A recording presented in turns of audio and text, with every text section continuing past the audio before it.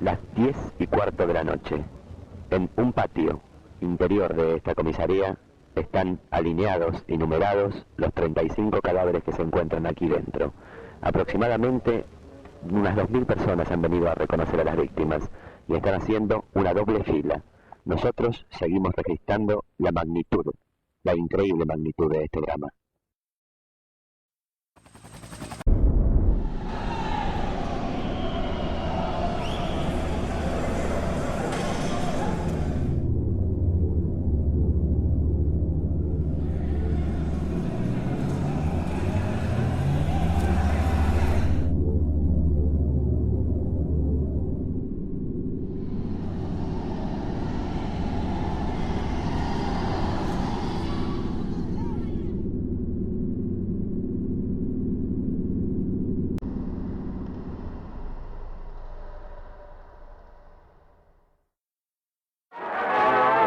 Boca Juniors y River Plate, los eternos protagonistas del clásico de los clásicos del fútbol argentino, se enfrentan en Cancha de los Millonarios.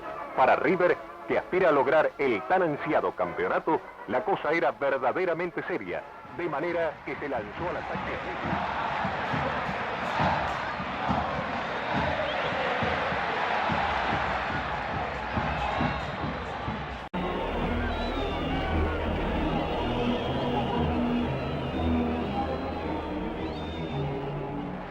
Fue un partido anodino, como solían ser los viejos clásicos de River y Boca. No pasaba nada. Los dos tenían miedo de perder.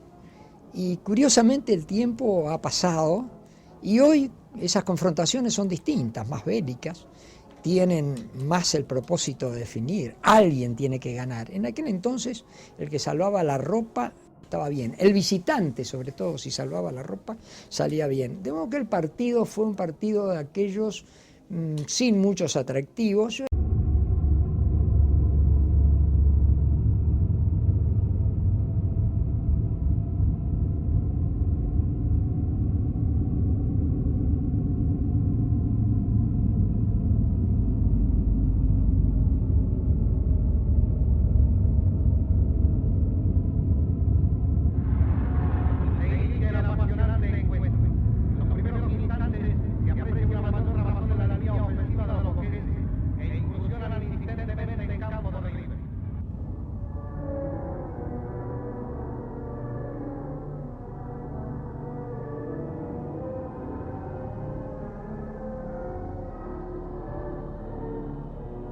Había ido a la cancha yo en ese momento con Adolfo Castelo, el humorista que murió hace muy poco tiempo, y empezamos a sentir miedo. Al comienzo del partido, el amontonamiento que había en esa tribuna, estábamos en la tribuna que da hacia el Tiro Federal, sentíamos que era demasiado, que había como una... se vibraba tanto la tribuna, a pesar de que River venía de una campaña bastante desafortunada, y Boca no estaba en el esplendor de su... pero venía mejor que River. Había avalanchas cada 2 minutos y avalanchas de muchos escalones de tribuna, o sea que corrían, vos veías como zonas que de golpe se movían, así mareas humanas que se movían como cayendo, y a mí eso me daba bastante, honestamente me daba muchísimo miedo, ¿no? Y además esa experiencia de River, con lo grande que es, River llena, River con las banderas, con los gritos, con esto, te sentías un poco presa de la multitud. Yo pensaba, ¿cómo es que no pasa nada? ¿Viste? Acá va a pasar algo. Eso pasa siempre en las canchas de fútbol, pero ese día pasó. Faltando 15 minutos, en esa sensación traté de recordarla yo.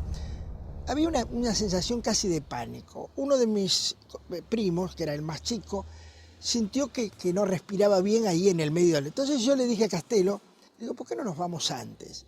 ¿Cómo vamos a hacer si no para salir? Tardamos en salir desde esa tribuna como 15 minutos, que fue los 15 minutos antes que salimos. No era la puerta 12 donde íbamos a salir. Salimos y logramos caminar por el muro del Tiro Federal unos 200 metros. Y en ese momento nos dimos cuenta que había ocurrido una catástrofe. Y bueno, en el momento que se terminó el partido, todo el mundo a salir. Y la gente salió muy apurada. se metió muy apurada. Y yo, como estaba cerca de una tronera de esas de salida, salí como salieron todos. Se terminó, nos pegamos media vuelta y nos fuimos. Entonces nos metimos en el tubo de salida. Y como yo, hubo varios. Yo venía con el queso de mi socio, que éramos amigos, y bueno, nos pasó eso. Nos metimos en ese túnel. Entonces íbamos bajando y cada vez la presión era mayor. O sea, ya costaba bajar. O sea, había una sensación media rara. Yo sentí una sensación muy rara dentro de esa escalera que se iba. Y doblar un codo que había y después encarar la escalera que tenía salida al fondo. Era un túnel muy oscuro, o sea, muy poca luz había una bombita sola que debería ser de 25 watts porque era como una luz muy amarilla, y la única luz que se veía era la de la salida de la vereda, porque la escalera termina justo prácticamente, y el último escalón está sobre la vereda. Y había una sensación de encierro muy raro, o sea, de repente había mucha presión, la gente que venía bajando empujaba y se escuchaba, no empujen, más despacio, pero la presión de arriba venía. Y de repente yo entré a notar que adelante, abajo, ¿ves?, la gente salía más rápido, los veía salir para la calle más rápido. Y el más rápido implicó que cuando yo llegué al descanso y hice el último tramo, ahí ya era como que empezamos a correr. Primero 2 escalones, después 5, ir saltando, porque también yo tenía otra edad y podía hacerlo, ¿cierto? De no tropezarme. Y por suerte adelante mío no se tropezó nadie. Pero cuando llegué y salí, ya salí saltando. Me pegué el último salto y caí en la vereda casi arrodillado. Los últimos 5 escalones ya no lo toqué porque no me daban las piernas por la velocidad que traíamos. Y levanté a un señor que se había tropezado y se había caído, me di vuelta para buscar a mi socio que salía por el otro, después me dijo que había salido por el costado, y cuando me di vuelta para buscarlo, atrás mío venía cayendo gente, pero rodaban, venían de cabeza, de costado, ya venían perdiendo zapatos, era toda una cantidad de un señor mayor, no me olvido mal, venía pegando de cabeza en los escalones. Y fueron bajando y llegaron ahí a la puerta, a donde estábamos, donde yo estaba, me quedé parado porque nunca había visto una cosa de esa, y no salió más nadie.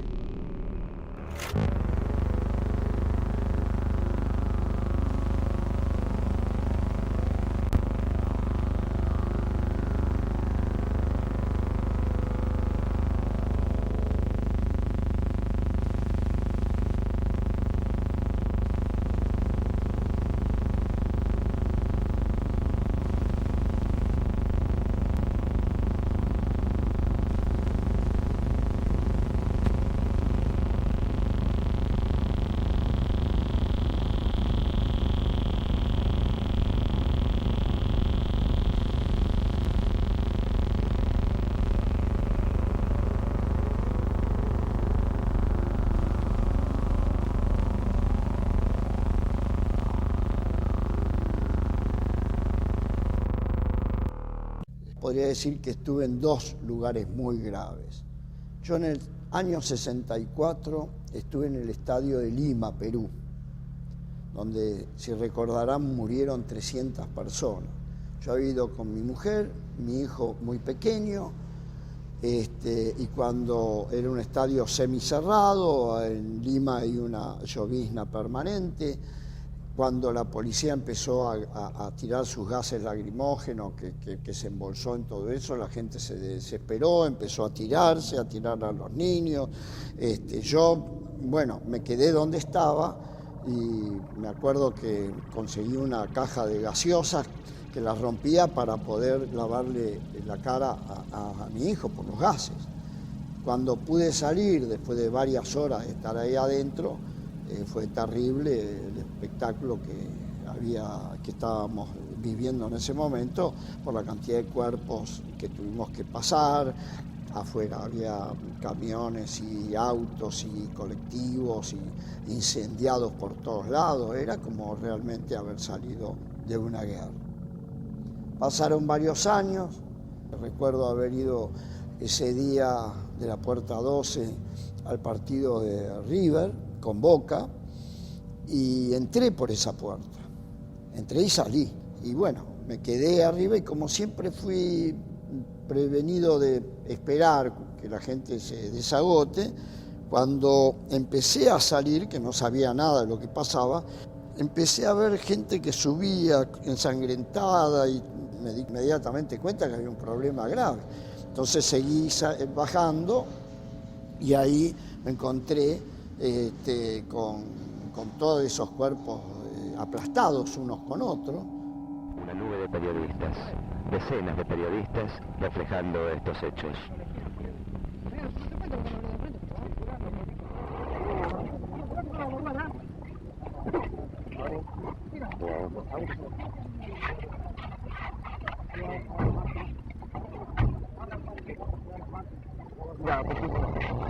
Y aquí llega el general Onganía, saluda al jefe de policía y en estos momentos penetra en la comisaría. Aquí hay 35 cadáveres. Oficialmente la cifra dice que hay 71 muertos. Uno puede tomar el hecho impactante por la cantidad de víctimas y lo que fue como la manera como conmocionó a Buenos Aires en particular y a toda la Argentina en general. Pero yo tengo miedo de caer en la trampa aquello que tan ácidamente criticaba Dante Panzeri de la Argentina como un país que se rehace cada 15 días. Hoy los años que han pasado, a mi juicio, te permiten tratar un hilo conductor directo de 1930, cuando se levanta el Monumental con Liberty, hasta República de Cromañón. Por la ausencia total del Estado, la orfandad en que vivimos los argentinos con el Estado, la corrupción, la muerte, y en 4 tragedias se fueron 80 muertos en el Monumental y 194 en Cromañón. Y en Cromañón la presencia de estructuras futboleras heredadas, sacadas de la cancha de fútbol, como son los clanes, y este elemento tan terrible, tan escandaloso, como dice Vicente Verdugo el español, que es el entretenimiento. La causa de la muerte, a despecho de que la historia ha ido deformando a través del tiempo, la verdad, está perfectamente determinada en una causa accidental, es decir, la inconducta de la multitud, que fundamentalmente apresurada por salir y además de alguna manera condicionada en su retiro, porque se trataba de gente que salía apresuradamente en función de ciertas estrategias que determinadas barras bravas, los incontrolados de siempre, tienen cuando promueven este tipo de desórdenes.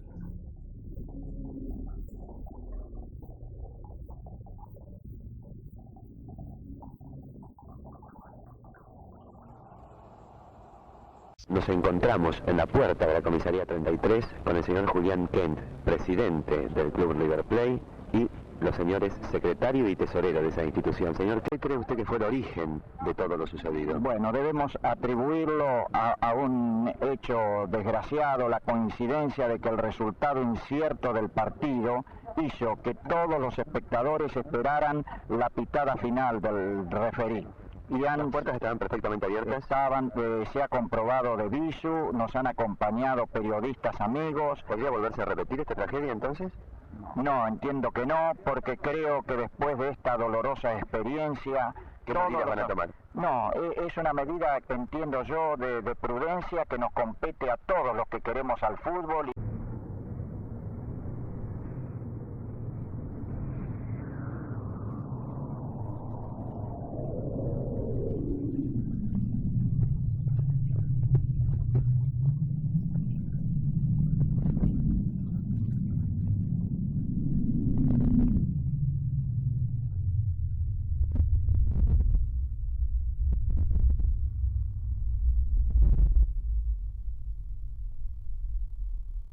Era una época donde iba más gente que ahora a la cancha, con lo cual estamos hablando de posiblemente el doble. En vez de las 10 o 15.000 personas que Boca lleva hoy al estadio de River, eran 25 o 30. Bajando por una escalera muy empinada y encontrándose con una puerta cerrada. Una puerta tipo acordeón, como esas de un ascensor. Y bueno, cuando llegaron los de abajo a la puerta cerrada, obviamente no podían salir, y cuando quisieron avisar a los que venían arriba, se empezaron a amontonar cuerpos y murieron por asfixia. Esta es la versión que se conoce de testigos, digamos, ¿no? Porque hay una versión más que dice que había una línea de policías. Recordemos que estábamos en dictadura militar, era el gobierno de Onganía. La realidad es que estaba la puerta cerrada. Lo que pasa es que después la dirigencia de River, el presidente de River se llamaba Julián Kent, lo negó. Pero la realidad fue esta. Un empleado de River cometió el error de cerrar la puerta y se murieron 71 personas. Las puertas de las tribunas las manejaba exclusivamente los inspectores de lo que entonces era la Municipalidad de la Ciudad de Buenos Aires. Y parece que el partido había sido tan importante que uno se olvidó, todos se olvidaron de abrir la puerta. Y murieron todos murieron sin tener un rasguño ninguno, todos por asfixia. No hubo ninguno por otro problema, todos asfixiados. Cuando el inspector de la municipalidad se da cuenta, abre, pero ya la gente estaba muerta. Cuando abrieron la puerta de golpe, una pelota como de 2 metros cayó por los escalones de la llegada y se desparramó en Figueroa Alcorta.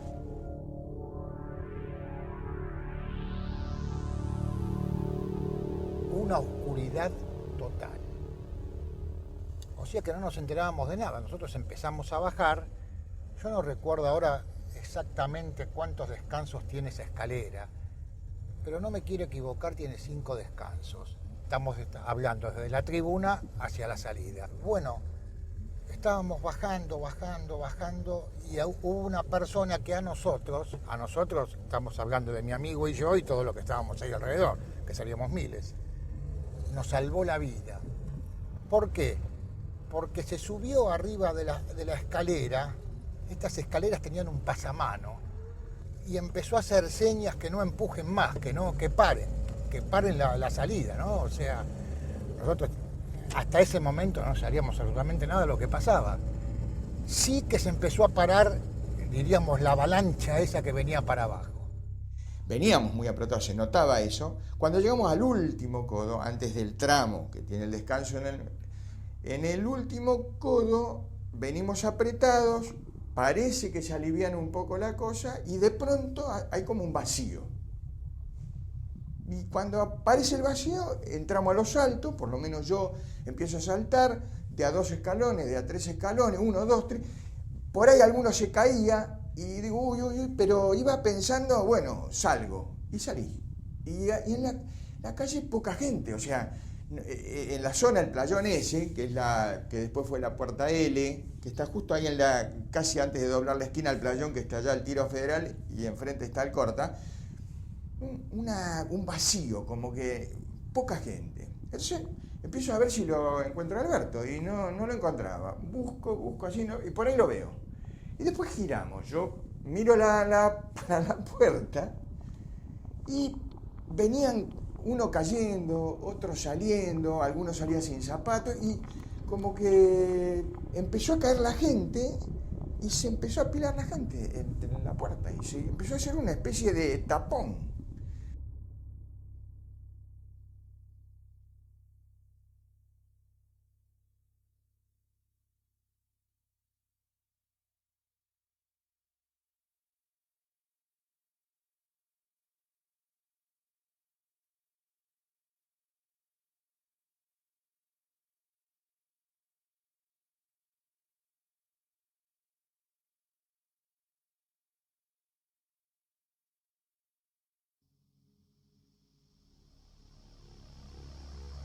Caigo unos 10, 20 escalones, hasta que llego justo al codo de la salida ya a la calle.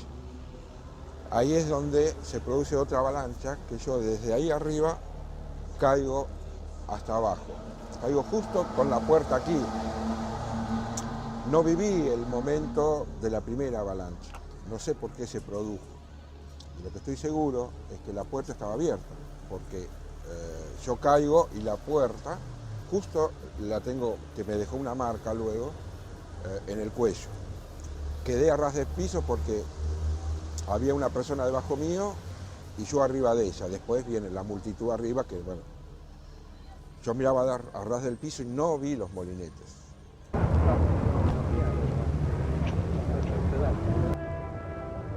En estos momentos, personal de la sección pericias de la Dirección Bomberos revisa los molinetes.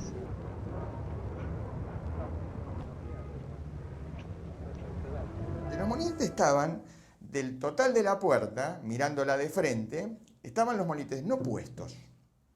Estaban retirados de los encajes que tenían en ese momento, hacia un costado, hacia el otro, un poco más hacia la vereda, bueno, y así estaban. Entonces dijimos, vamos a correr los molinetes, porque cuando la gente quiera seguir saliendo, qué sé yo, se van a golpear, qué sé yo. Entonces corríamos con el otro muchacho los molinetes, y lo único que yo atiné a ver es que la hoja de la puerta, que es una puerta tijera que se cerraba toda con las tijeras metálicas, estaba en un, digamos, en vez de estar abatida, porque se pliega hacia un lado mirando siempre de frente a la entrada, y se giraba en el último rellano de la escalera, se gira y se abate.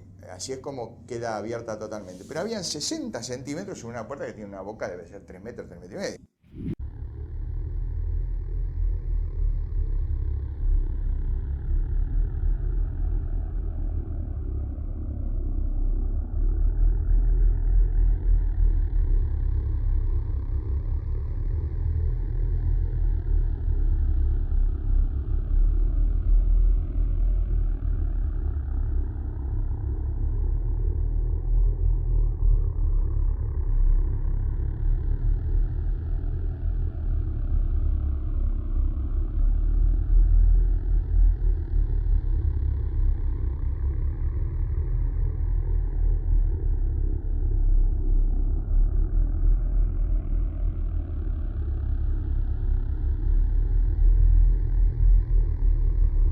No había puerta, no había molinete, era la cana que daba con machete. Al otro año jugaban Boca y River en el Monumental nuevamente. La hinchada de Boca empezó a gritar, no había puertas, no había molinete, era la cana que daba con machetes. Y oh sorpresa, la hinchada de River empezó a cantar lo mismo junto con la hinchada de Boca. Es la primera vez en mi vida que escuché gritar juntos a la hinchada de Boca y a la hinchada de River. Ahí hubo una determinación que fue peinarla la barra brava, ese sector de la barra que había tenido escaramuza durante todo el partido con la policía y con la barra de River que paraba abajo, no era platea en aquella época, que paraba abajo tirándole orines, escupitajos, piedras y lo que tuvieran a mano, y roces con la policía. Esa decisión de ponerle bretes y tratar de peinarlos y golpearlos y encarcelarlos es la decisión verdaderamente trágica. Lo otro es lo incidental, lo que te gatilla y te empieza la cadena. La masacre de Puerta 2 a mí me viene al pelo para comparar con un caso similar que fue la masacre de Hillsborough en 1989, abril del 89 en Inglaterra, en Sheffield. Y entonces me permite comparar las reacciones, ¿no es cierto? De la masacre de Hillsborough, por ejemplo, deriva todo lo que fue la nueva política inglesa, no digo en control de la violencia, directamente en toda la organización del espectáculo deportivo. Entonces, te aparece dos datos. Primero, que modifica una serie de prácticas, conductas, políticas, etcétera, mientras que, cuando uno compara con Puerta 12, la única modificación que produjo Puerta 12 fue que en vez de puerta 1, 2, 3, 4, 5, 6, pasó a ser A, B, C, D, con lo cual se evitó la Puerta 12. Es francamente argentino, para no decir patético, ¿no es cierto? El otro tema es que Hillsborough produce una gran cantidad de información. Produce una información parlamentaria, que es el informe Taylor, esto es, se forma una comisión parlamentaria para investigar la masacre, y simultáneamente a eso se le junta, digamos, una cantidad de información producida por la sociedad civil, por ejemplo, la Federación Inglesa de Hinchas. Esto es, la masacre genera una serie de modificaciones en las conductas, las políticas y las prácticas, y además genera una enorme cantidad de información, porque la idea es que semejante hecho Semejante excepcionalidad tiene que ser aclarada y tiene que ser investigada. Frente a eso, Puerta 2 se produce como único cambio cambiar la numeración por las letras y como única investigación, ninguna.